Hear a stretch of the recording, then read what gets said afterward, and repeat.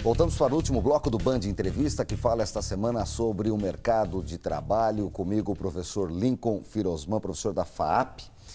Professor, a gente está falando da inclusão do LGBTI+. O Brasil deve passar, nos próximos anos, por algo parecido com o que aconteceu com os negros e com os deficientes há menos tempo, e há mais tempo com as mulheres. Como é que o senhor vê a questão do trabalho para esses grupos que ganham cada vez mais o seu espaço e se tornam trabalhadores como os demais?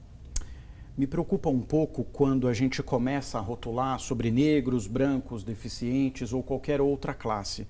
Eu volto a dizer aquilo que nós discutimos no bloco anterior, eu prefiro discutir o profissional dentro das competências que ele tem e que ele vai executar no ambiente de trabalho. Lamentavelmente, os dados e o que a gente observa hoje na prática não necessariamente mostra isso. Eu ainda preciso dizer qual é a orientação sexual dele, ou se ele é um transgênero ou não, quando na verdade não deveria ser essa a discussão. A discussão deveria ser: esse profissional é habilitado e formado no quê? Ele pode colaborar em quê? E a partir disso, a gente fazer com que esse profissional, como qualquer outro profissional, seja reconhecido pelas competências dele. Toda vez que nós voltamos à discussão do reconhecimento da inclusão, por exemplo, do negro, da mulher, ou de qualquer outro estereótipo que a gente queira dar, a gente perde o significado mais importante, que é: esse profissional, ele é bom no quê?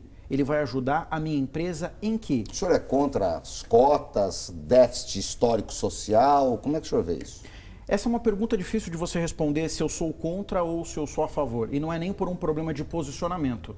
Eu acho que a gente tem que discutir todos os assuntos com um nível de profundidade maior, porque senão parece que se eu sou contra, bom, então eu sou taxado pela sociedade por um determinado ângulo. Se eu sou a favor, a sociedade me taxa por um outro. Então eu prefiro analisar a situação dos dois lados. Se para a gente poder fazer com que essas pessoas sejam reconhecidas no mercado de trabalho, eu precise de incentivos ou políticas públicas que se conversem com as organizações, então ok, eu sou a favor que a gente faça isso. Mas se a discussão ainda fica num nível muito do estereótipo, talvez a gente vai perder tempo de, ao invés de olhar para o profissional com a competência que ele tem, se ele está encaixado em alguma modalidade ou não.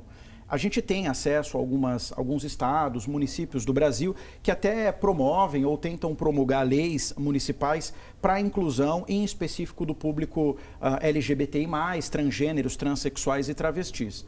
Mas a pergunta sempre é: a gente vai precisar de lei até quando para reconhecer algo que a sociedade deveria reconhecer como uma evolução da própria espécie e não um retrocesso da humanidade? Como o artigo 5º da Constituição, todos são iguais perante a lei. Exatamente, o artigo 5º, todos são iguais perante a lei, e tem lá a narrativa toda. O mercado de trabalho, então, ele deve ser pautado, regido pela competência.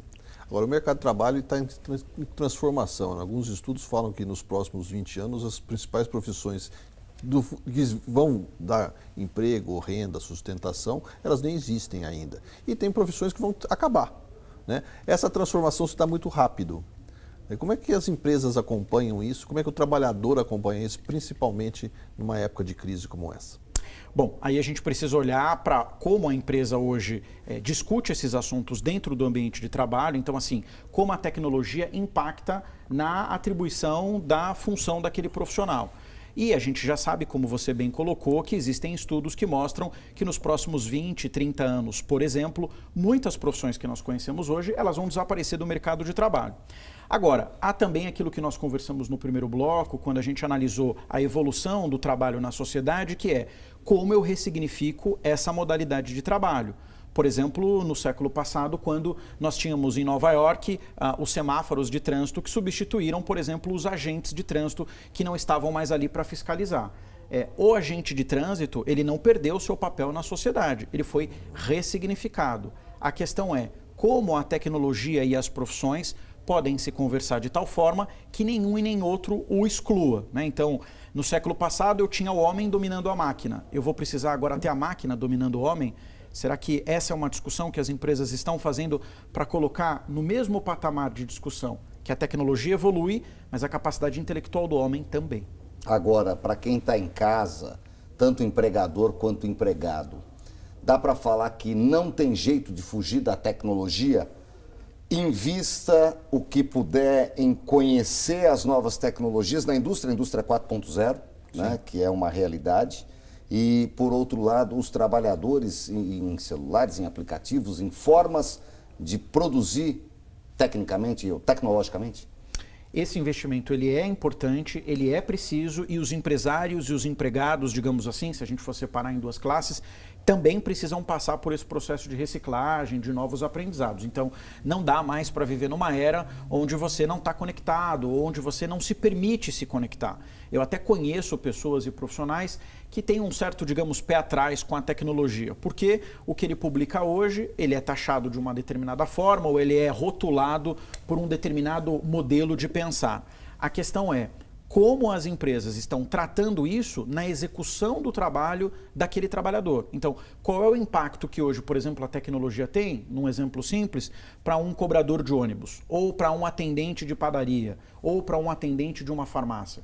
Essa discussão que é importante ser feita para você poder capacitar aquele profissional para ele poder ter uso da tecnologia sem nenhum desconforto. Porque o mercado é transitório. O mesmo mercado que, por exemplo, possibilitou a criação dos aplicativos de transporte, também coloca esse aplicativo de transporte com uma vida útil durante um período, a não ser que evolua para outras coisas. O mercado é o mercado que se regula, então, na realidade. Verdade, é.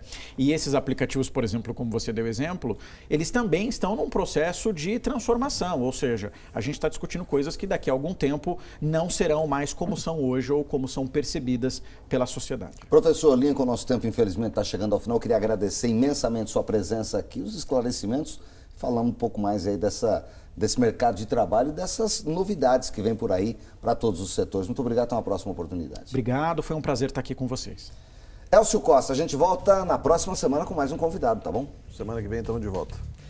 Band Entrevista volta no próximo domingo, sempre com um assunto que mexe com o dia a dia da população da região metropolitana. Esperamos a sua audiência, uma ótima semana e até o nosso próximo encontro.